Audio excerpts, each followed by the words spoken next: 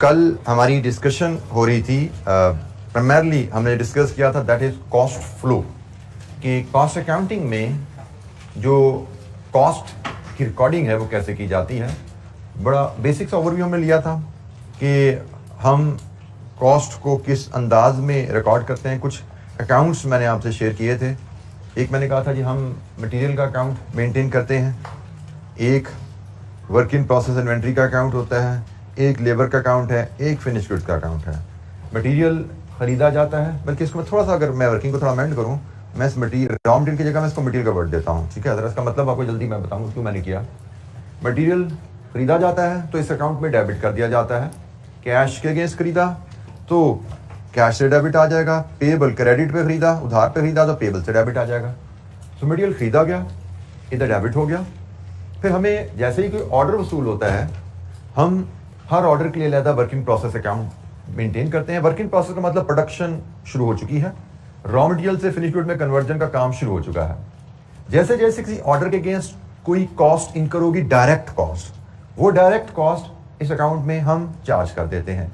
जैसे इस ऑर्डर के लिए मटेरियल की जरूरत पेश आई, इन्होंने स्टोर वालों को लिखा कि जी हमें ये मटेरियल इशू किया जाए फॉर दिस ऑर्डर। तुम ऑर्डर के लिए मटेरियल मांगा तो वो तो डायरेक्ट मटेरियल हुआ, सीधा यहाँ पे पोस्ट कर दिया गया। फिर मटेरियल पे काम करने के लिए लेबर की जरूरत पड़ी। प्रोडक्शन की टीम, जो प्रोडक्शन चार्ज है, उसने लेबर को एंगेज किया यहाँ पे काम करने के लिए। इस जॉब के अलावा फैक्ट्री में और भी लेबर कई जगह काम कर रही थी, कई और ऑर्डर से इनडायरेक्ट लेबर भी थी, उन पर भी काम कर रहे थे। तो हमने बात की जो टोटल से लेबर का बिल हमारा हफ्ते का 80 बना, तो उसमें जो लेबर इस जॉब पे काम कर रही थी उसकी 25 थी, उसकी कॉस्ट इधर ट्रांसफर कर दी गई। ये डायरेक्ट लेबर थी तो इसकी कॉस्ट हमने यहाँ से इधर ट्रांसफर कर दी। फिर बात आई ओवरहेड्स पे। तो ओवरहेड्स पे हमने बात की भाई ये तो एस्टिमेटेड बेसिस पे ही चार्ज किए जाते हैं, क्योंकि एक्चुअल ओवरहेड्स हमें यहाँ पे इस ऑर्डर के कितने करूँ ये पता नहीं है। मटेरियल का हमें पता है डायरेक्ट है, लेबर पता है क्योंकि डायरेक्ट है, ओवरहेड्स हमें पता नहीं है। अब ओवरहेड्स का अकाउंट हमने मेंटेन करना सीखा था। हम ओवरहेड की मद में जो भी खर्चा पे करते हैं वो हम यहाँ पे डेबिट करते जाते हैं। एक्चुअल कॉस्ट इनकर्ड यहाँ पे डेबिट होती जा रही है। हमने फैक्ट्री का रेंट पे किया, हमने फैक्ट्री का बिजली का बिल पे किया। हमारी लेबर में से कोई इनडायरेक्ट लेबर थी तो उसकी कॉस्ट इधर ट्रांसफर होगी। और एक और पॉइंट मैं यहाँ बता दूं, हमने कोई मटेरियल इशू किया, उसमें कोई इनडायरेक्ट मटेरियल था सिर्फ 10 रुपए का, तो वो भी इधर ट्रांसफर हो जाता है। सो मटेरियल डायरेक्ट है तो वर्क इन प्रोसेस में जाएगा, इनडायरेक्ट है ओवरहेड में जाएगी। लेबर डायरेक्ट है वर्क इन प्रोसेस में जाएगा, लेबर इनडायरेक्ट है ओवरहेड में जाएगी, ठीक है। तो इससे तमाम ओवरहेड के खर्चे हम यहाँ पे इकट्ठे करते जाते हैं। और फिर हमने कहा था हम एस्टिमेटेड बेसिस पे ओवरहेड एब्जॉर्प्शन रेट जो हमने पहले ही डिटरमिन किया होता है, उस एस्टिमेटेड बेसिस पे हम ओवरहेड की कॉस्ट हर ऑर्डर को चार्ज करते जाते हैं। फॉर एग्जाम्पल मैंने जैसे यहाँ पे एग्जाम्पल ली थी कल कि हमने ओवरहेड एब्जॉर्प्शन रेट 5 रुपए पर लेबर आवर साल के शुरू में डिटरमिन किया था, और हमारे पास जॉब नंबर 1 पे जो काम हुआ है वो 2.5 लेबर आवर हुआ है। अगर जॉब नंबर 1 पे वर्किंग प्रोसेस 1 पे 2.5 घंटे लेबर ने काम किया है, हमारा रेट ओवरहेड का 5 रुपीज पर लेबर आवर है, तो हम जॉब नंबर 1 पे जो ओवरहेड अब्सॉर्ब करेंगे वो 2.5 आवर्स इंटू 5 12.5 रुपीज है। और हमारी एंट्री डलेगी debit work in process 12.5 overhead से और क्रेडिट ओवरहेड अकाउंट 12.5 से। तो इस तरह ये पूरा साल ओवरहेड के अकाउंट, अब हम अगर ओवरहेड के अकाउंट पे बात करें, हम ओवरहेड के अकाउंट पूरा साल ऐसे चलाते रहेंगे। जैसे जैसे कोई एक्चुअल खर्चा हुआ करेगा वो यहाँ डेबिट क्या करेंगे, और जैसे जैसे कोई हमारा ऑर्डर प्रोसेस हुआ करेगा हम उस ऑर्डर में ओवरहेड एस्टिमेटेड रेट को लेके प्री डिटर्मिन्ड, जो साल के शुरू में हमने अंदाजा लगाया था ओवरहेड एब्जॉर्प्शन रेट को लेके, एस्टिमेटेड बेसिस पे वर्क इन प्रोसेस को कॉस्ट चार्ज करते रहते हैं। जब प्रोडक्शन कंप्लीट हो जाती है फिर हमने कहा था यहाँ से ये कॉस्ट फिनिश गुड में ट्रांसफर हो जाती है। और एक आखिरी एंट्री यहाँ पे मैं और बता दूं ताकि साइकिल आपका कंप्लीट हो जाए। और जब प्रोडक्ट बिक जाती है, ये तो अभी आपके पास एसेट है ना, फिनिश गुड्स एसेट है, स्टॉक में आपके पास आया, फिर ये अल्टीमेटली कस्टमर को डिस्पैच हो जाती है उसके ऑर्डर के अगेंस्ट। जब ये एसेट आपकी जेब से निकल गया कस्टमर के पास चला जाता है, तो आपको पता होना चाहिए 2 अकाउंटिंग एंट्रीज पास होती हैं। एक अकाउंटिंग एंट्री सेल्स या रेवेन्यू की एंट्री आती है कि जी डेबिट कैश क्रेडिट सेल्स, और दूसरी एंट्री आती है भाई अब स्टॉक भी तो हमारा नहीं रहा, स्टॉक कम हो गया ना, तो हमें स्टॉक को कम करना होता है, और कॉस्ट ऑफ सेल्स की एंट्री आती है। लेट्स सपोज हमने सारा स्टॉक भेज दिया है 137.5 का, तो हम इसको कॉस्ट ऑफ सेल्स को ट्रांसफर कर देते हैं ताकि हमें पता लगे कि हमारे पास वर्किंग प्रोसेस की जो चीजें हमने बनाई थी वो हमने बेच दी हैं, ठीक है जी। फिनिश गुड से 137.5 इधर चला जाता है। And you should recall later on, एक तरफ आपका रेवेन्यू सेल्स होता है, एक तरफ आपकी ये कॉस्ट होती है, तो सेल्स माइनस कॉस्ट प्रॉफिट आपका डिटरमिन किया जाता है। आपने एक तरफ इसका सेल्स बुक की है, डेबिट कैश क्रेडिट सेल्स में भी आपने सेल्स की 150 रुपए की, तो 150 रुपए की सेल्स है, उसमें से 137.5 का से आपकी कॉस्ट है, तो 12.5 आपका प्रॉफिट ऐसे डिटरमिन किया जाता है, जो कि प्रॉफिट लॉस में हम शो करते हैं। अल्टीमेटली ये कॉस्ट ऑफ सेल्स का जो अकाउंट है ये प्रॉफिट एंड लॉस अकाउंट में क्लोज हो जाता है। अगर आपने, मैं चले थोड़ी आसानी के लिए आपकी सेल्स का अकाउंट भी बना देता हूं, अगर आपके पास सेल्स का अकाउंट भी है तो सेल्स की एंट्री डली होती है जी, आपके पास कैश डेबिट होता है और सेल्स से 150 से क्रेडिट हुई है, ये भी प्रॉफिट लॉस अकाउंट में क्लोज हो जाता है 150, तो सेल्स भी प्रॉफिट लॉस में गया, कॉस्ट ऑफ सेल भी प्रॉफिट लॉस में गया। और अगर ये आपका प्रॉफिट लॉस अकाउंट है तो प्रॉफिट लॉस अकाउंट में सेल्स 150 की आ जाती है और कॉस्ट ऑफ सेल्स 137.5 का आ जाता है। सेल्स यहां से इधर ट्रांसफर हुई और कॉस्ट ऑफ सेल्स आपका इधर से ट्रांसफर हो रहा है, इधर क्रेडिट है इधर डेबिट आ गया। एज अ रिजल्ट आपका जो प्रॉफिट की फिगर है वो 12.5 की आती है और ये आपका अकाउंट 150 पे क्लोज हो जाता है। तो ये मैंने एक ट्रांजैक्शन साइकिल थोड़ा सा और एक स्टेप आगे आपको ले जाके दिखा दिया कि अल्टीमेटली जो हम ट्रांजैक्शन रिकॉर्ड कर रहे होते हैं वो कहाँ तक आगे चली जाती हैं, प्रॉफिट की कैलकुलेशन तक हमने इन ट्रांजैक्शंस के फ्लो को देखा। तो एनी क्वेश्चन, कोई सवाल कल की डिस्कशन से? बल्कि एक आखिरी में आपको बात जिसमें हम कल लेक्चर कंप्लीट किया था वहां पे ले आए कि भाई एंड में सिर्फ ओवरहेड की बात करें तो दो एंट्री हैं। एक, जब भी एक्चुअल ओवरहेड इनकर हो, वो रेंट है, वो बिजली का बिल है, वो इनडायरेक्ट लेबर है, वो इनडायरेक्ट मटेरियल है, एंट्री क्या है जी? Debit overhead account. और क्रेडिट रेलेवेंट अकाउंट, कैश है, पेएबल है, मटेरियल है, लेबर है, क्रेडिट जो भी हो, एक्चुअल खर्चा जो इनकर हुआ डेबिट ओवरहेड को हो जाएगा। और उसके बाद जैसे जैसे आप प्रोडक्शन करेंगे, जैसे जैसे आप अपना कोई ऑर्डर कंप्लीट करेंगे, उस ऑर्डर की कॉस्ट में एस्टिमेटेड बेसिस पे ओवरहेड एब्जॉर्ब किए जाते हैं। ओवरहेड एब्जॉर्ब करने का तरीका हमने सीखा, वह क्या है? वो होता है जी एक्चुअल एक्टिविटी, ओवरहेड एब्जॉर्ब आपके होते हैं actual activity into overhead absorption rate. For example, अगर आपका overhead absorption rate per hour है तो एक्चुअल एक्टिविटी से मुराद एक्चुअल आवर्स, कितने एक्चुअल घंटे काम किया multiplied with overhead absorption rate per hour. अगर आपका overhead absorption rate per unit है तो फिर यहां पे एक्चुअल यूनिट आ जाएंगे, कितने यूनिट्स बनाए into overhead absorption rate per unit. तो हम जो भी हमारी बेसिस है उसके मुताबिक ओवरहेड को work in process relevant account में एब्जॉर्ब करते हैं और प्रोडक्शन ओवरहेड को क्रेडिट करते जाते हैं। जी जनाब, यहां तक कोई सवाल? ये मैंने कल का जो लेक्चर हमने किया था अकाउंटिंग फॉर ओवरहेड्स पे, उस पर थोड़ा सा मैंने आपको ओवरव्यू दिया और एक एंट्री मजीद आगे एक्सटेंड की। एनी क्वेश्चन कल के लेक्चर से? कोई सवाल जी? अच्छा, जब हम अगर ओवरहेड अकाउंट को देखें, ओवरहेड अकाउंटिंग का फ्लो जरा देखें, ये हमारे पास स्टेप्स आ रहे हैं जी। इसमें कुछ हमने एक चीज और सीखनी है। सबसे पहले हमने कहा जी हम ओवरहेड एब्जॉर्प्शन रेट डिटरमिन करते हैं बेस्ड ऑन बजटरी डाटा। ये सारी बात हमने एब्जॉर्प्शन प्रोसेस में स्टेप नंबर 1, 2, 3, 4, 5 में सीखी, ओवरहेड एब्जॉर्प्शन रेट निकालना।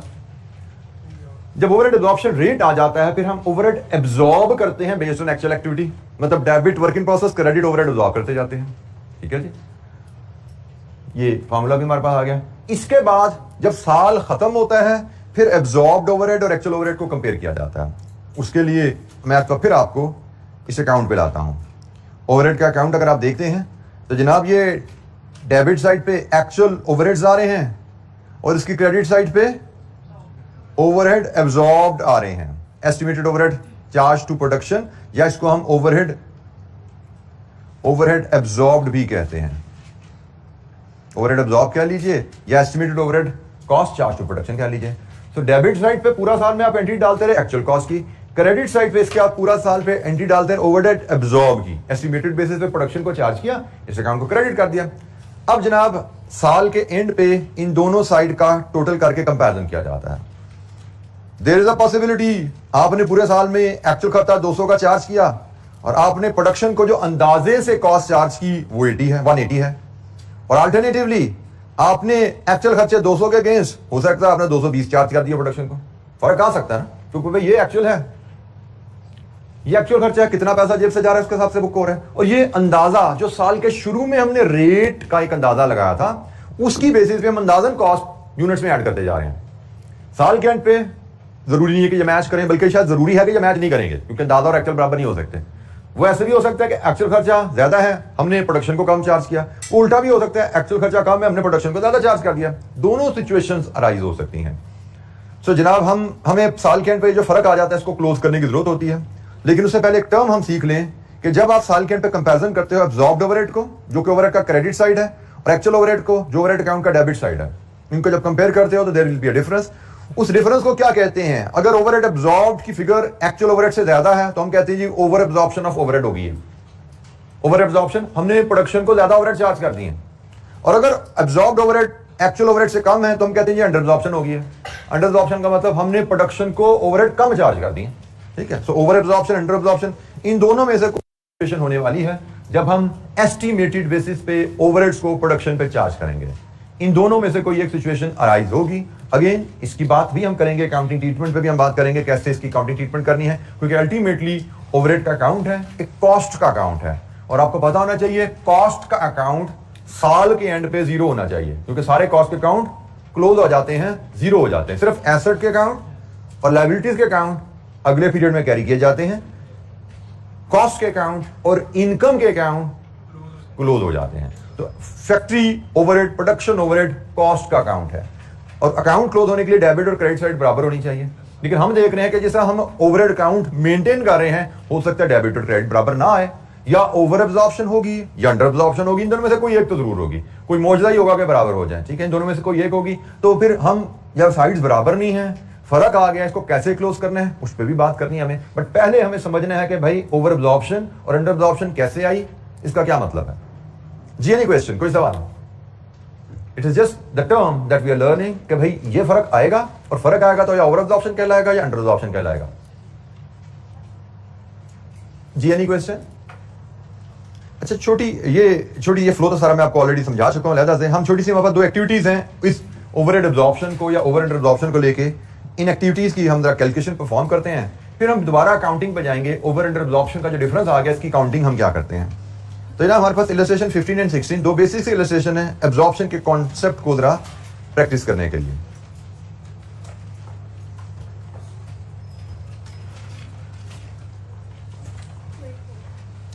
इलस्ट्रेशन 15 हमारे पास पेज 24 पे है जी।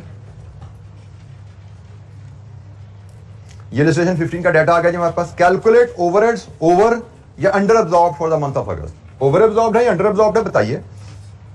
Following data relate to Line Limited for the month of August. Overheads budgeted क्या है, एक्चुअल क्या है। लेबर आवर्स बजटेड क्या थे, एक्चुअल क्या काम किया। ध्यान में रखिएगा, बजट साल के शुरू में अंदाजा लगाया जाता है।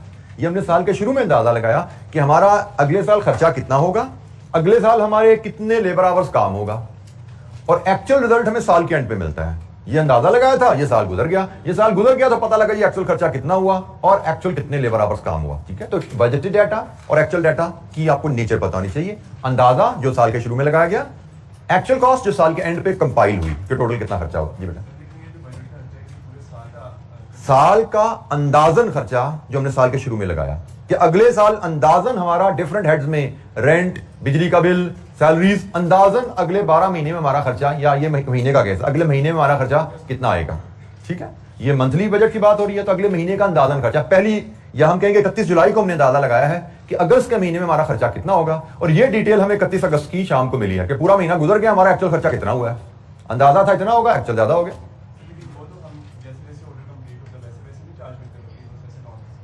बेटा ये बजट है, वो एब्जॉर्ब्ड है। 3 टर्मिनोलॉजी है ओवरहेड के बारे में, इनको ये अच्छा इस बजट ने बड़े टाइम पे सवाल कर दिया। ओवरहेड 3 टर्म्स हैं, एक बजटेड ओवरहेड, एक एब्जॉर्ब्ड ओवरहेड्स और एक एक्चुअल ओवरहेड्स। ये 3 फर्क चीजें हैं, इनको जरा लिख लो कि बजट अलग होता है। बजट क्या है, साल के शुरू में, पीरियड के शुरू में अंदाजा। एक्चुअल क्या है, पीरियड के एंड पे एक्चुअल कॉस्ट इनकर्ड, ठीक है जी। और एब्जॉर्ब्ड क्या होता है, एब्जॉर्ब पीरियड के शुरू में मिलता है, पीरियड के एंड में मिलता है। ये जरा बेटा ये अकाउंट देखो जरा, ये अकाउंट देखो जरा, ये टोटल 200 मुझे मिला एक्चुअल पीरियड के एंड पे। एब्जॉर्ब्ड मुझे कब मिलेगा, ये भी एंड पे मिलता है भाई। साल खत्म होगा, जैसे जैसे प्रोडक्शन होती जा रही है, हर प्रोडक्शन को मैं कॉस्ट चार्ज करता जा रहा हूं। साल के एंड पे देखता हूं पूरे साल में मैंने प्रोडक्शन को कितना खर्चा चार्ज कर दिया, ये है पूरे साल में मेरा कितना खर्चा हुआ, जेब से कितने पैसे के, और ये है मैंने यूनिट्स की कॉस्ट में हर ऑर्डर में अंदाजन कितना खर्चा ऐड कर दिया, ये भी साल के एंड में मिलता है। सो एब्जॉर्ब की फिगर भी साल के एंड में मिलती है, एक्चुअल की फिगर भी साल के एंड में मिलती है। लेकिन एब्जॉर्ब में हर ऑर्डर की जो एब्जॉर्ब की फिगर है उस ऑर्डर की कंप्लीशन के साथ हम डिटरमिन करते जाते हैं। वर्किंग प्रोसेस नंबर 1 कंप्लीट हुआ, हमने देखा जी 5 घंटे इंटू 5, सॉरी 2.5 आवर्स इंटू 5, 12.5 इसके ओवरहेड चार्ज कर दो। दूसरा कंप्लीट हुआ, आवर्स इंटू रेट उसके चार्ज कर दो। फिर साल के एंड पे टोटल किया, टोटल जितने भी ऑर्डर किए 10 किए 100 किए 200 किए साल में, उनको हमने कितना खर्चा चार्ज किया है और पूरे साल में एक्चुअल खर्चा कितना किया है। सो एब्जॉर्ब्ड ओवरहेड की फिगर भी आपको साल के एंड पे टोटल जो क्यूमुलेट होती है। तो अब दोबारा हम डेटा पे आते हैं कि ये बजटेड ओवरहेड है, एक्चुअल ओवरहेड्स है, रिक्वायर्ड है ओवर या अंडर एब्जॉर्ब बताइए। तो भाई सबसे पहले ओवर अंडर एब्जॉर्ब किन दो वैल्यूज का डिफरेंस होता है वो आपको पता होना चाहिए। तो हमने पढ़ा था ओवर या अंडर एब्जॉर्ब दो वैल्यूज का डिफरेंस होता है, एक एब्जॉर्ब्ड ओवरहेड्स और एक एक्चुअल ओवरहेड्स। इन दो वैल्यूज का आप डिफरेंस लेते हैं तो आपको पता लगता है ओवर है या अंडर एब्जॉर्ब्ड है आपके ओवरहेड्स। यही था ना, ओवरहेड अकाउंट ध्यान में लाओ, डेबिट साइड पे एक्चुअल ओवरहेड्स आ रहे हैं, क्रेडिट साइड पे एब्जॉर्ब्ड ओवरहेड आ रहे हैं। इन्हीं दो के डिफरेंस को ही तो हम यहां पे कंपैरिजन में देख रहे थे कि भाई ओवर एब्जॉर्ब्ड या अंडर एब्जॉर्ब्ड क्या कहना है भाई। एब्जॉर्ब्ड और एक्चुअल ओवरहेड्स इन्हीं को तो कंपेयर करके हम देखते हैं ओवर एब्जॉर्ब या अंडर एब्जॉर्ब है। तो हमसे उसने पूछा ओवर एब्जॉर्ब है अंडर एब्जॉर्ब है, हमने कहा जी ठीक है जी इन दो वैल्यूज को हम कंपेयर करेंगे। तो ये दो वैल्यूज कहां से आती हैं? एक्चुअल ओवरहेड्स तो क्वेश्चन में गिवन है, कितना जी एक्चुअल ओवरहेड 180,000। और एब्जॉर्ब्ड ओवरहेड के लिए मैं आपके लिए फिलहाल एक छोटी सी वर्किंग बनाता हूं। आगे चल के जैसे मैंने आपसे कहा मैं कि ग्रेजुअली हम स्मार्ट वर्किंग पे चले जाते हैं, स्मार्ट प्रेजेंटेशन पे, लेकिन फिलहाल लर्निंग के लिए हम थोड़ा सा डिटेल में काम करते हैं। तो वर्किंग 1 पे मैं जब जाता हूं तो मैं एब्जॉर्ब्ड ओवरहेड्स की कैलकुलेशन का फार्मूला आपके पास सामने सबसे लाता हूं।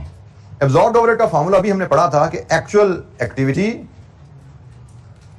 Multiplied with overhead absorption rate. अच्छा जी, हमारे यहां पे सवाल में हमें पहले एब्जॉर्प्शन रेट चाहिए, तो जरा बताइए एब्जॉर्प्शन रेट का फार्मूला, ओवरहेड एब्जॉर्प्शन रेट का फार्मूला क्या होता था जी? Budgeted overhead divided with budgeted activity, यही फार्मूला था जी। बजटेड ओवरहेड डिवाइडेड विद, हमारे पास एक ही एक्टिविटी गिवन है, हमने सीखा हुआ है कि हमारी एक्टिविटी प्रोडक्शन बेस जो होती है वो प्रोडक्शन भी हो सकती है, यूनिट्स बेस हमारी आवर्स भी हो सकती हैं, डिपेंड अपॉन इंफॉर्मेशन। हमें यहाँ पे एक ही एक्टिविटी दी गई है आवर्स, इसका मतलब ओवरहेड एब्जॉर्प्शन रेट हम सिर्फ लेबर आवर्स पे बेसिस पे निकाल सकते हैं। तो जनाब हमारा यहाँ पे जो फार्मूला बनेगा ओवरहेड एब्जॉर्प्शन का, that will be budgeted overheads divide with budgeted activity. 40,000 labour hours हैं और ये ओवरहेड्स हैं, और एक्चुअल एक्टिविटी से हमारा यहाँ पे एक्चुअल आवर्स दिए जाएंगे। एक्चुअल आवर्स क्या है? 44,000 लेबर आवर्स। तो मैं एक स्टेप और करता हूं, 44,000 लेबर आवर्स मेरे एक्चुअल इनकर हुए हैं, और मैंने साल के शुरू में अंदाजा लगाया था मेरा ओवरहेड एब्जॉर्प्शन 4 पर लेबर आएगा। तो मैंने साल के शुरू में अंदाजा लगाया कि मेरा खर्चा 4 रुपए पर लेबर आवर आएगा। फिर पूरे साल में मैंने 44,000 आवर्स अगर काम किया है, डिफरेंट जॉब पे काम किया है, जिस जिस जॉब पे मैंने जितने घंटे लगाए हैं, आवर्स इंटू 4 ये मैंने ओवरहेड चार्ज कर दिए होंगे, डेबिट कर दिए होंगे वर्किंग प्रोसेस को, और क्रेडिट कर दिए होंगे ओवरहेड एब्जॉर्ब को। तो मैंने पूरे साल में जो ओवरहेड एब्जॉर्ब किए होंगे वो कितने हैं? 176,000। अब आप देख सकते हो ये है आपके बजटेड ओवरहेड, ये है आपके एब्जॉर्ब्ड ओवरहेड, और ये है आपकी एक्चुअल ओवरहेड। 3 फिगर है। बजटेड ओवरहेड साल के शुरू में हमने अंदाजा लगाया हमारा खर्चा कितना होगा। एक्चुअल ओवरहेड साल के एंड पे हमने एक्चुअल कितनी पाउंड स्पेंड की। एब्जॉर्ब्ड ओवरहेड क्या है? Based on pre determined rate, based on pre determined rate हमने प्रोडक्शन को कितना खर्चा चार्ज किया, ये एब्जॉर्ब्ड ओवरहेड है। नोट कर लीजिए, absorbed overhead is overhead cost charge to production using predetermined overhead absorption rate. Bracket में लिख लीजिए बेशक अगर आपको याद जाने में दिक्कत है। Predetermined overhead absorption rate कहां से आया था? ब्रैकेट में calculated at the start of the year using budgeted data. I repeat, overhead absorption, overhead absorbed क्या है? ओवरहेड एब्जॉर्ब्ड आपके हैं जी cost charge to, overhead cost charge to production, overhead cost charge to production using predetermined overhead absorption rate. हमने production को कितनी cost charge की predetermined overhead rate की मदद से, और ओवरहेड एब्जॉर्प्शन रेट कहां से आता है? It was determined using budgeted data. Budgeted overhead divide with budgeted hours, यहां से हमने ओवरहेड एब्जॉर्प्शन रेट इस केस में लिया हुआ था। तो जनाब absorbed overhead 176,000, actual overheads 180,000. So this is a case of under absorbed 4,000. जी जनाब, एनी क्वेश्चन, कोई सवाल? ओवरहेड एब्जॉर्ब्ड की फिगर पूरे साल में किसी जॉब में 500 घंटे काम किया, किसी जॉब में 200, इस तरह मंथली बजट है, किसी जॉब पे हमने 500 किया, किसी पे 1000 किया, किसी पे 2000 किया। जिस जॉब पे जितने घंटे हमने काम किया, घंटे वर्क इनटू एब्जॉर्प्शन रेट, ये कॉस्ट ओवरहेड की मद में हमने उस जॉब को चार्ज कर दी। पूरे साल में हमने डिफरेंट जॉब्स को जो ओवरहेड की कॉस्ट चार्ज की है वो 176 है। पूरे साल में हमने ओवरहेड अकाउंट को क्रेडिट किया है बाय 176 और work in process, different work in process को डेबिट किया है by 176। Job number 1, job number 2, job number 3, सब ऑर्डर्स को मिला के टोटल डेबिट जो हमने किया है वर्क इन प्रोसेस को वो 176 से है। ओवरहेड अकाउंट को क्रेडिट किया है 176 से। अगर टी अकाउंट में मैं इसको रिप्रेजेंट करूं, अगर मैं इसको ओवरहेड अकाउंट आपके सामने यहां बनाऊं तो ये एंट्रीज हमारी कुछ ऐसी हुई हैं। कैश ऑब्लिक पेबल के थ्रू हमने जो एक्चुअल कॉस्ट इनकर की है वो 180,000 है। और अगर हम देखें एब्जॉर्ब्ड ओवरहेड जो वर्क इन प्रोसेस को हमने मिसलिनियस 1 से लेके मे बी XYZ तक जो चार्ज की है वो 176,000 है। और ये 4,000 का यहाँ डिफरेंस आ रहा है क्योंकि हमें ओवरहेड अकाउंट क्लोज करना है। ये 4,000 का यहाँ डिफरेंस आ रहा है, ये हम इसको अंडर एब्जॉर्ब्ड ओवरहेड कह रहे हैं। ये हमारा अंडर एब्जॉर्ब्ड ओवरहेड्स हैं।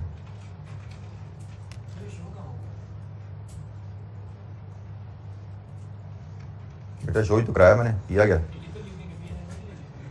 बेटा। अभी इसका दूसरा कार्ड कहाँ जाना है उस पर आते हैं। अभी हमने इसको कंप्लीट नहीं किया। मैंने आपको फर्क बताया फिलहाल कि FOH आपका ये FOH अकाउंट में ये डिफरेंस आया है यहाँ पे अगर, तो ये अंडर एब्जॉर्ब कहला रहा है। ये डिफरेंस हमें अंडर एब्जॉर्ब की कहानी है। अब इसका सलूक क्या है, इसका डेबिट कहाँ जाना है उस पर भी हमें बात करनी है। फिलहाल डिफरेंस मैंने आइडेंटिफाई कर लिया कि भाई ये एक इफेक्ट इसका ये आ रहा है, यहाँ पे फर्क आ रहा है। अब डबल एंट्री FOH अकाउंट को तो क्रेडिट हो गया है, डेबिट कहाँ जाएगा उस पर भी बात करते हैं हम। लेकिन उससे पहले इलस्ट्रेशन 16 भी मैं आपसे डिस्कस करना चाहूंगा ताकि जरा हमारी और ये ओवर अंडर एब्जॉर्ब की कैलकुलेशन की एक और एक्टिविटी हो जाए। फिर हम अकाउंटिंग ट्रीटमेंट देखेंगे, भाई ओवर अंडर एब्जॉर्ब की अकाउंटिंग ट्रीटमेंट क्या करनी है, इसे जाना कहाँ पे है जी। कोई सवाल? ये calculations absorbed overheads, actual overheads, budgeted overhead को लेके ओवरहेड एब्जॉर्प्शन रेट डिटरमिन करना, ओवरहेड एब्जॉर्ब डिटरमिन करना और ओवर अंडर एब्जॉर्ब की वैल्यू। एक और छोटी सी एक्टिविटी देखते हैं जी इलस्ट्रेशन 16 में, इसी की रिपीट एक्टिविटी है इलस्ट्रेशन 16, उसको देखते हैं जी। फिर काउंटिंग ट्रीटमेंट की बात करेंगे जैसे आपके साथी ने तवज्जो दिलाई। यहां पे भी हमारा सवाल वही है, ओवर या अंडर एब्जॉर्ब बताइए क्या है। Overhead for the month of September, following data relate to Line Limited for the month of September. Overhead budget क्या था, एक्चुअल क्या था, लेबर बजट क्या थे आवर्स और एक्चुअल आवर्स क्या हैं। Calculate over under absorbed overheads. तो जनाब ओवर अंडर एब्जॉर्ब्ड ओवरहेड निकालने के लिए किन दो वैल्यूज को कंपेयर किया जाता है, absorbed and actual. Over under absorbed overheads के लिए आप एब्जॉर्ब्ड ओवरहेड्स लेंगे और उनको कंपेयर करेंगे एक्चुअल ओवरहेड्स के साथ। एक्चुअल ओवरहेड्स रेडीली अवेलेबल हैं 275,400। और अब मैं एब्जॉर्ब्ड ओवरहेड यहीं पे कैलकुलेट करता हूं बगैर फार्मूला लिखे, फार्मूला में पर लिख चुका था। एब्जॉर्ब्ड ओवरहेड होते हैं जी हमारे actual hours into overhead absorption rate. तो एक्चुअल आवर्स है 15,856 और ओवरहेड एब्जॉर्प्शन रेट कैसे आता है, budgeted overheads divided with budgeted hours. 277,480, the difference is 2080 and this is over absorbed। हमने ओवरहेड जो एब्जॉर्ब किए हैं वो एक्चुअल से ज्यादा एब्जॉर्ब कर लिए हैं, तो this is called over absorbed overheads. ये ओवर एब्जॉर्ब्ड ओवरहेड का केस है। एब्जॉर्ब्ड ओवरहेड एक्चुअल से ज्यादा है। यहां पे भी नोट कर लीजिए, ये आपके एब्जॉर्ब्ड ओवरहेड हैं, ये एक्चुअल ओवरहेड हैं और ये बजटेड ओवरहेड्स हैं। दीज आर 3 फिगर्स, ये 3 अलग-अलग फिगर्स हैं। जनरली स्टूडेंट बजटेड और एब्जॉर्ब्ड ओवरहेड को एक फिगर समझना शुरू कर देते हैं अक्सर। अगर रिवीजन अच्छी नहीं है, आपने इनको डिफरेंशिएट करके बार बार रजिस्टर नहीं किया हुआ, तो थोड़े दिनों बाद आपने बजटेड और एब्जॉर्ब को समझना एक ही चीज होती है। हालांकि ये तीनों अलग-अलग चीजें हैं। बजटेड ओवरहेड एब्जॉर्प्शन रेट की कैलकुलेशन में यूज हुए हैं और एब्जॉर्ब्ड ये साल के शुरू में डिटरमिन किए जाते हैं। एब्जॉर्ब्ड ओवरहेड भी साल के एंड में पता लगते हैं कि एक्चुअल घंटे कितने काम किया, एक्चुअली कितने घंटे काम किया, पीरियड एंड पे पता लगेगा ना। तो कितने घंटे काम किया एक्चुअल, ये पीरियड एंड पे पता लगे।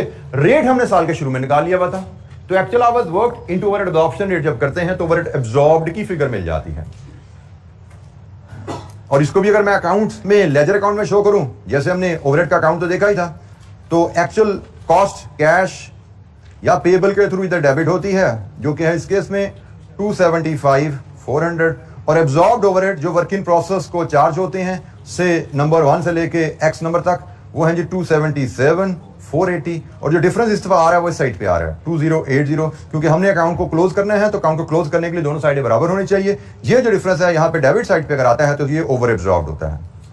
ओवर एब्जॉर्ब्ड ओवरहेड्स का डिफरेंस डेबिट साइड पे आता है एफएच कंट्रोल अकाउंट में, और अंडर एब्जॉर्ब ओवरहेड्स का डिफरेंस वो अकाउंट में क्रेडिट साइड पे आता है। तो ओवर अंडर एब्जॉर्ब की वैल्यू कैलकुलेट करना तो हमने सीख ली है। अब इसकी अकाउंटिंग ट्रीटमेंट हम कंप्लीट सीखेंगे कि भाई ये जो डिफरेंस आ गया इसने क्लोज कहां पे जाके होने हैं, डेबिट कहां हो रहा है वो तो नजर आ रहा है, एफएच का अकाउंट कंट्रोल कर क्लोज करने हैं, डेबिट तो यहां आएगा ओवर एब्जॉर्ब ओवरहेड का, और अंडर एब्जॉर्ब ओवरहेड का क्रेडिट आएगा यहां पे। लेकिन इसका दूसरा इफेक्ट, डबल एंट्री कंप्लीट करने के लिए दूसरा इफेक्ट कहां जाता है, उसके लिए अब हम ओवर अंडर एब्जॉर्ब की अकाउंटिंग ट्रीटमेंट को कंप्लीट करना चाहेंगे, उस पर नॉलेज को। बट यहां तक कोई सवाल, बजटेड ओवरहेड क्या है, एक्चुअल ओवरहेड क्या है, एब्जॉर्ब्ड ओवरहेड क्या है, और ओवर या अंडर एब्जॉर्ब्ड ओवरहेड्स क्या होते हैं, किन दो वैल्यूज को कंपेयर करके ओवर अंडर एब्जॉर्ब्ड ओवरहेड निकाले जाते हैं। ये ओवरहेड एब्जॉर्प्शन रेट वही है जो हमने पीछे 5 स्टेजेस में डिटरमिन करना सीखा था।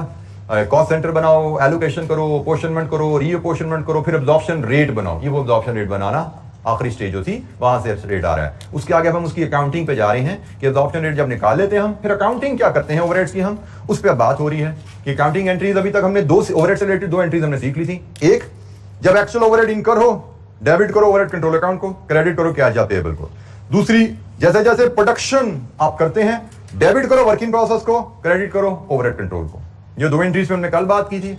आज हम जो बात देख रहे हैं कि भाई जब ये पूरा साल ये 2 एंट्रियां डालते रहते हैं तो साल के एंड पे डिफरेंस आ जाता है, या इधर फर्क आ जाएगा या इधर आ जाएगा, या ओवर एब्जॉर्ब होगा ओवरहेड या अंडर एब्जॉर्ब होगा ओवरहेड, फर्क तो आएगा। तो भाई ये अब ये तीसरी एंट्री सीखने जा रहे हैं कि ओवर या अंडर एब्जॉर्ब अगर आ जाए इसके साथ क्या सलूक करना है ताकि हमारा ओवरहेड अकाउंट पूरा क्लोज हो जाए।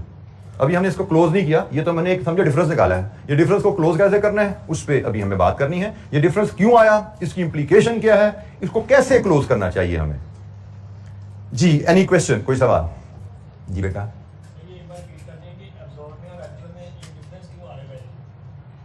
एब्जॉर्ब में और एक्चुअल में डिफरेंस क्यों आ रहा है जी, ये सवाल पूछा गया है। तो भाई एक्चुअल तो एक्चुअल है ना, जेब से जो पैसा आ गया उसका हिसाब है, जो खर्चा हुआ उसका हिसाब है। और एब्जॉर्ब्ड क्या है, एस्टिमेटेड रेट के ऊपर कॉस्ट जो हमने प्रोडक्शन को चार्ज किया, एस्टिमेटेड रेट को लेके प्रोडक्शन को जो कॉस्ट चार्ज किया, एब्जॉर्ब तो वो है। तो ये एस्टिमेटेड है भाई, एब्जॉर्ब भी इसमें यूज बेशक एक्चुअल आवर्स हो रहे हैं बट कॉस्ट तो एस्टिमेटेड वैल्यू है ना इसमें, तो ओवरऑल ये वैल्यू तो एस्टिमेट ही कहलाएगी ना।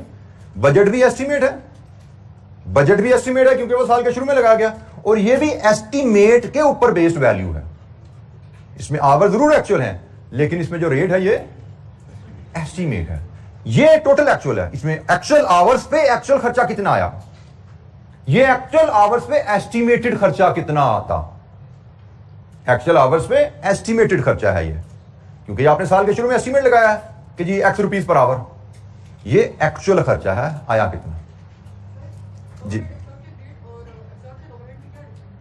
ओवरहेड एब्जॉर्प्शन रेट ये है जी पर आवर, और ये ओवरहेड एब्जॉर्ब्ड है कि आपने पूरे पीरियड में इस रेट को लेके कितनी कॉस्ट प्रोडक्शन को चार्ज की। मैंने ओवरहेड एब्जॉर्ब की एक डेफिनेशन आपको बोला था, ठीक है। एब्जॉर्प्शन रेट तो आप 2, 4, 5 दिन लगा के सीख चुके हो पहले, पर आवर, पर यूनिट, और ये है ओवरहेड एब्जॉर्ब कि इस रेट को यूज करके पूरी साल में हमने प्रोडक्शन को कितनी ओवरहेड कॉस्ट चार्ज की। ये मैंने अकाउंट से भी आपको दिखा दिया, ये ओवरहेड एब्जॉर्ब है जी। Any other question? अच्छा जी, अकाउंटिंग, अब हम ये ओवर एब्जॉर्ब्ड आ गए, अंडर एब्जॉर्ब्ड आ गए, इसके साथ सलूक क्या करना है अब हमने, क्योंकि हम कोई भी किसी भी लेजर में कोई भी एंट्री डबल इफेक्ट के बाद बगैर पोस्ट नहीं करते, डबल एंट्री अकाउंटिंग सिस्टम हम फॉलो करते हैं। तो मैंने अभी जो आपसे लेजर जो शेयर कर रहा था ओवर या अंडर एब्जॉर्ब का, उस समय जो ओवर या अंडर एब्जॉर्ब का इफेक्ट दिखा रहा था वो तो सिर्फ एक इफेक्ट था। तो डबल एंट्री का मतलब क्या है कि भाई एक वैल्यू लेजर में 2 जगह आनी चाहिए, और दूसरी किस अकाउंट में जाएगी, अब हम उसकी बात करते हैं, उस पर थोड़ी सी डिस्कशन करते हैं जी।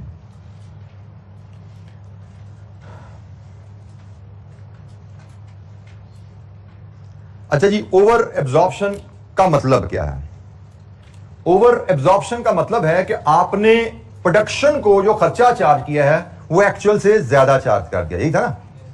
आपने प्रोडक्शन को जो खर्चा चार्ज किया वो एक्चुअल से ज्यादा चार्ज कर दिया। लेट्स अज्यूम आप एक ही प्रोडक्ट बनाते हो, for the sake of simplicity आप एक ही प्रोडक्ट बनाते हो और उसका हमने एक ही यूनिट बनाया, लेट्स अज्यूम।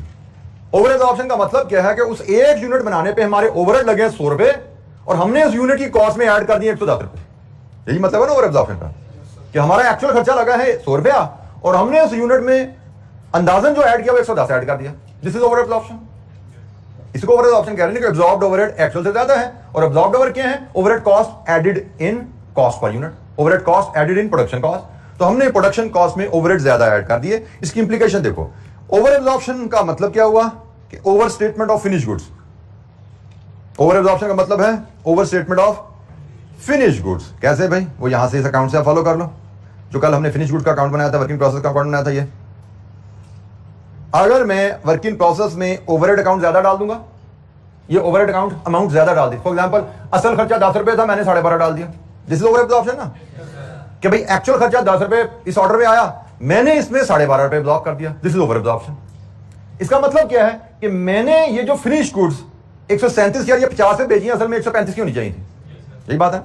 तो हम कहते हैं जी ओवर एब्जॉर्प्शन की इंप्लीकेशन क्या है, हमारी फिनिश गुड्स ओवरस्टेट हो जाती हैं। ओवर एब्जॉर्प्शन की इंप्लीकेशन हमारी फिनिश गुड्स ओवरस्टेट होगी, और जब फिनिश गुड ओवरस्टेट हुई अल्टीमेटली ये गुड्स बिकती हैं, ये गुड्स बिकती हैं तो ये कॉस्ट ऑफ सेल में आती हैं, तो हमारी कॉस्ट ऑफ सेल ओवरस्टेट हो जाती है। ऐसा ही है भाई, असल खर्चा हमारा 135, हमने 137 पीएनएल को चार्ज कर दिया, और जब ये फाइनली कॉस्ट ऑफ सेल्स के थ्रू फिर अल्टीमेटली तो प्रॉफिट में ट्रांसलेट हो जाता है। कॉस्ट ऑफ सेल्स हमने ज्यादा कर दी तो हमारा प्रॉफिट कम हो गया अल्टीमेटली। तो ये कहानी बनती है ओवर एब्जॉर्ब्ड ओवरहेड की, कि ओवर एब्जॉर्प्शन ऑफ ओवरहेड से आपकी फिनिश गुड्स ओवरस्टेट होती हैं, और अल्टीमेटली जब ये गुड्स बिकती हैं तो कॉस्ट ऑफ सेल ओवरस्टेट हो जाती है व्हेन प्रोडक्ट्स आर सोल्ड। ये तो है जी पूरा फैक्ट कि आपने जब ओवरहेड एब्जॉर्ब किए और ओवर एब्जॉर्ब कर लिए, इसका मतलब आपने प्रोडक्शन कॉस्ट में ज्यादा खर्चा ऐड कर दिया। असल खर्चा 10 रुपए था, आपने 12.5 रुपए पर यूनिट ऐड कर दिया वहां पे। तो फिनिश गुड्स की वैल्यू, फिनिश गुड्स जो आपके पास एसेट में पड़े हुए हैं, उनकी वैल्यू ज्यादा रिकॉर्ड शो होगी, असल से ज्यादा पे शो होगी। वो लगा था 100 रुपए, आपने 102 रुपए पे शो कर दिया, 103 रुपए पे शो कर दिया। This is the effect, first effect of over absorption. Ultimately जब ये फिर गुड्स बिकी, आपकी सेल हुई, तो एंट्री क्या डली, debit cost of sale, credit finish goods. तो यही जो इजाफा था ये कॉस्ट ऑफ सेल में ट्रांसफर हो गया। ये इजाफा कॉस्ट ऑफ सेल में ट्रांसफर हो गया, तो हम कहते हैं हमारी कॉस्ट ऑफ सेल्स ओवरस्टेट हो गई है जब गुड्स बिकी। तो जब गुड्स बनी और हमारे पास पड़ी हुई है, हमारी फिनिश गुड्स की वैल्यू ओवरस्टेट हो रही है, 100 की चीज 102 पे दिखा रहे हैं, और जब वो गुड्स बिक गई तो हमारी फिनिश गुड्स से तो निकल के कहानी, वो तो जीरो हो गया फिनिश गुड्स। तो सारा असरात जो है वो चलेगा कॉस्ट ऑफ सेल, हमारी कॉस्ट ऑफ सेल ओवरस्टेट है। अब यहां पे आपने जो चीज ध्यान में रखनी है कि भाई हमने जो प्रॉफिट लॉस बनाना होता है, और जो हमने स्टॉक फिनिश गुड्स की वैल्यू दिखानी होती है, वो हमने एक्चुअल पे दिखानी होती है, ओवर स्टेट करके नहीं दिखाते हैं।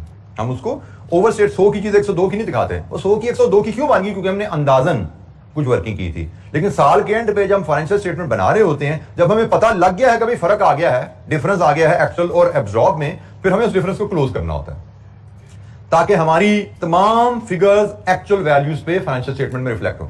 हमने जो ओवरहेड एब्जॉर्प्शन रेट को यूज किया ना, वो पूरा साल यूज किया सिर्फ अपनी रिकॉर्डिंग की आसानी के लिए, क्योंकि पूरे साल में हमें एक्चुअल ओवरहेड पर यूनिट कितने हैं वो नहीं मिलते। लेकिन जब साल खत्म हो गया तो फिर एक्चुअल ओवरहेड पर यूनिट का अंदाजा तो लगाया जा सकता है ना, भाई एक्चुअल खर्चा कितना हुआ, यूनिट्स कितने बनाए, तस्लीम कर लो। फिर अंदाजन जो पूरा साल हम इस्तेमाल करते रहे हैं, फिर हमें उस वैल्यू की जरूरत नहीं है। लेकिन चूंकि हम वो रिकॉर्ड कर चुके होते हैं, अंदाजन ओवरहेड कॉस्ट को हम पूरा साल रिकॉर्ड करते आए हैं ओवरहेड एब्जॉर्ब की मद में।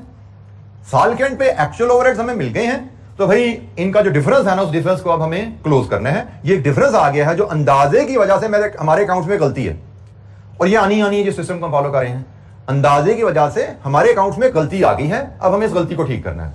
अगर हमारी जो गुड्स हमने बनाई हैं हमारे पास स्टॉक में पड़ी हुई हैं, तो हमारी फिनिश गुड्स की वैल्यू ओवरस्टेट है, और अगर हम वो गुड्स बेच चुके हैं तो हमारी कॉस्ट ऑफ सेल्स की वैल्यू ओवरस्टेट है। अब गुड्स हमारे स्टॉक में पड़ी हुई हैं या गुड्स बेच चुके हैं, जो भी गलती का इफेक्ट है उसको ठीक करना है हमें।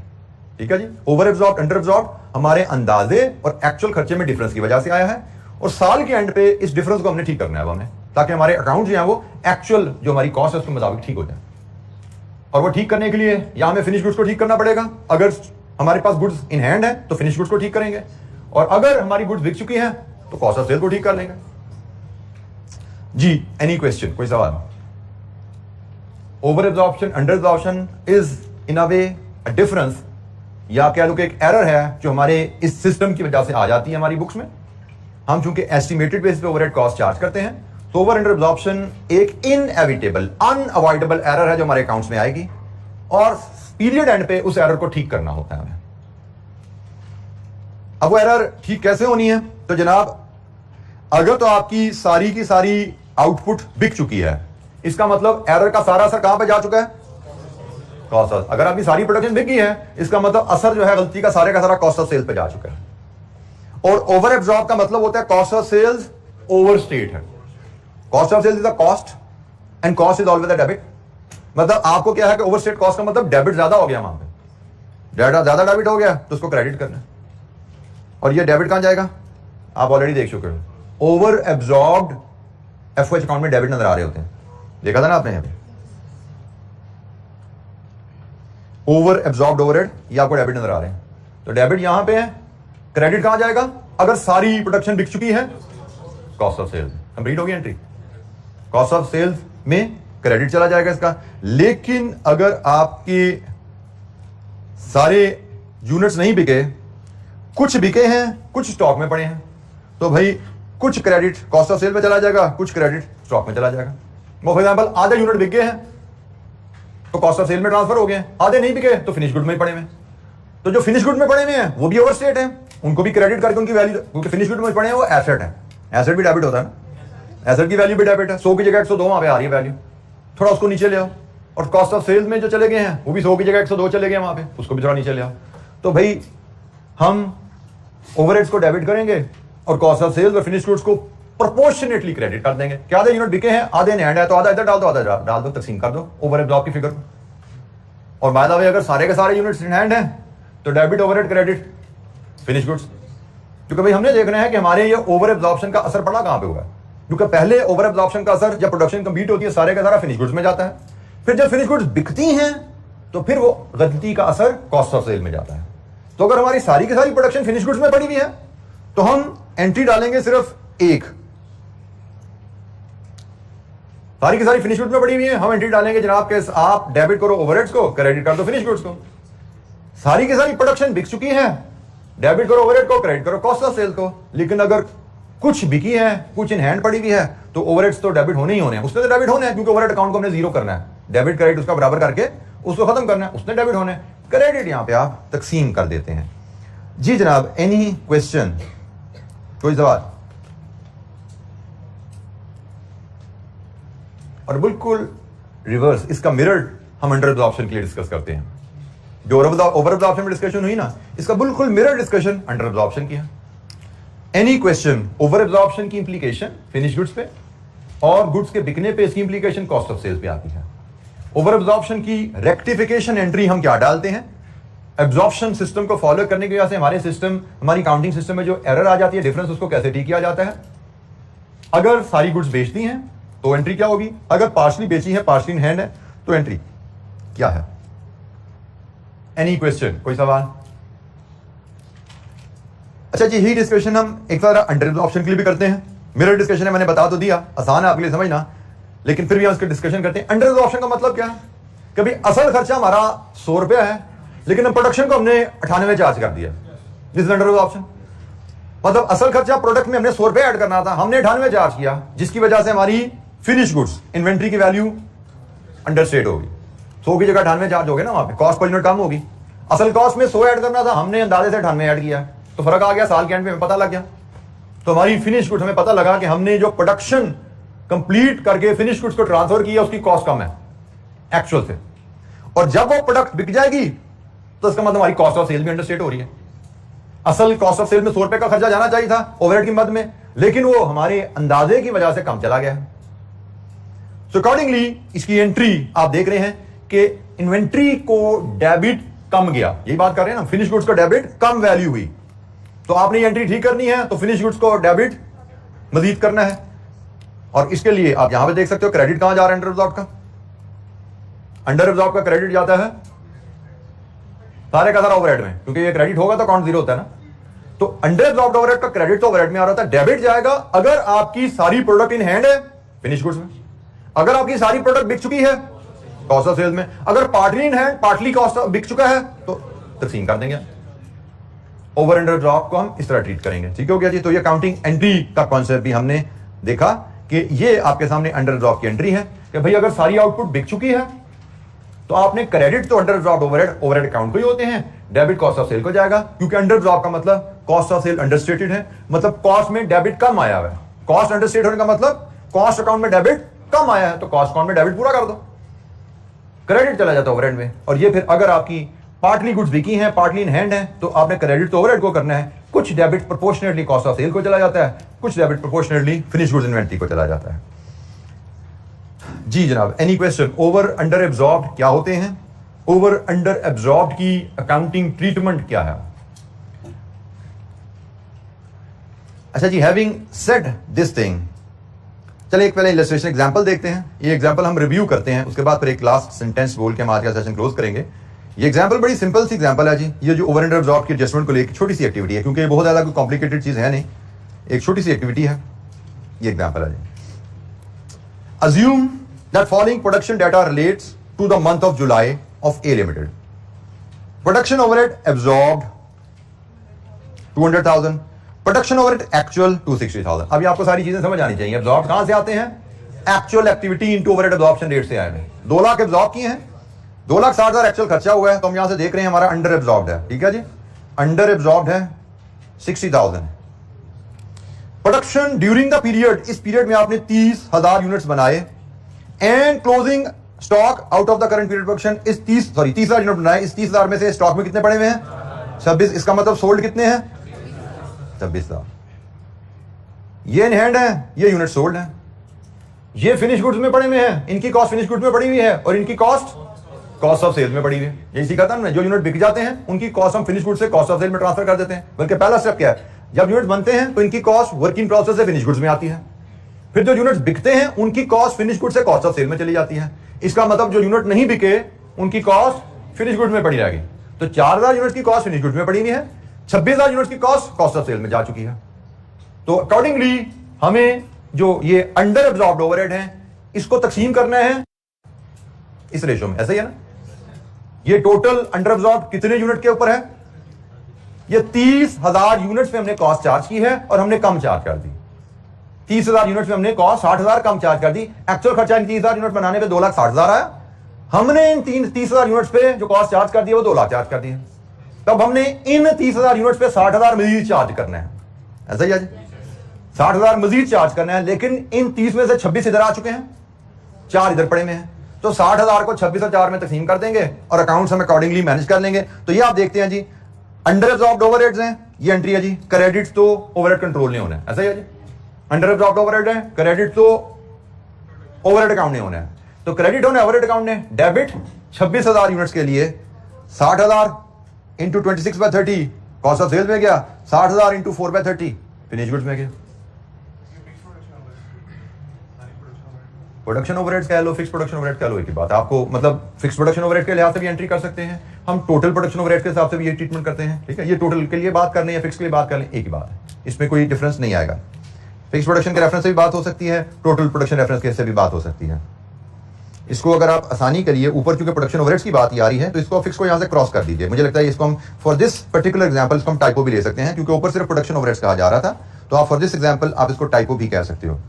ठीक है, तो इसके लिए आप यहाँ पे इसको फिक्स को यहाँ से काट दीजिए, तो ये लीजिए आपकी ये tension for the time being remove होगी। अदरवाइज हम वैसे बात कर चुके हैं कि हम फिक्स्ड ओवरहेड का अब्जॉर्प्शन रेट अलहदा से भी निकाल सकते हैं, टोटल ओवरहेड का अब्जॉर्प्शन रेट भी हम निकाल सकते हैं। ठीक है, तो अब्जॉर्प्शन रेट जहां पे भी आ जाएगा वहां पे ओवर या अंडर एब्जॉर्ब्ड आ जाएगा। तो फॉर द टाइमिंग इसको इग्नोर कर दीजिए जी। एनी क्वेश्चन, कोई सवाल?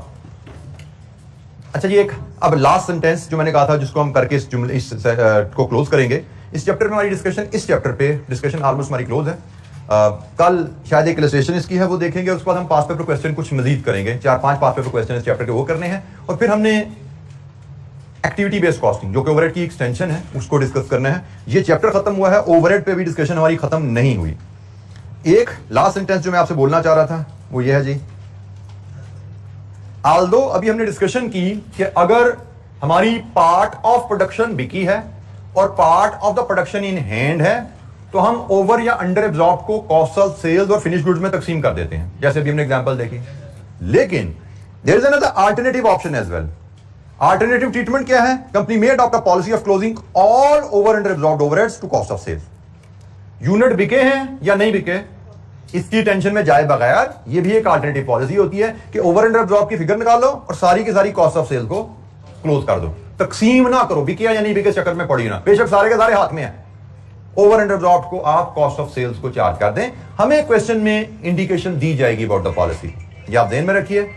आपको इंडिकेशन दी जाती है एग्जाम में कि पॉलिसी क्या है, ठीक है। आगे चल के पास पेपर क्वेश्चन भी देखेंगे, उनमें भी ये चीज हमारे सामने कहीं ना कहीं आएगी। मजीद इस पे कोई गाइडलाइन रिक्वायर्ड होगी तो मैं आपको दूंगा। तो इस चैप्टर पे डिस्कशन हमारी तकरीबन कंप्लीट है। एक इलस्ट्रेशन 17 है वो हमने करनी है। उसके बाद हमारे पास चार पांच पेपर क्वेश्चन है मेरे एजेंडे पे। इंशाअल्लाह हम कल से वो शुरू कर रहे होंगे, मे बी कल और परसों का टाइम लगा के हम इस चैप्टर के क्वेश्चन भी कंप्लीट करेंगे और उसके बाद फिर हम एक्टिविटी बेस्ड कॉस्टिंग जो ओवरहेड्स की एडवांस वर्किंग है उस पर हम मूव करेंगे, ठीक है जी। Thank you very much. अस्सलाम वालेकुम।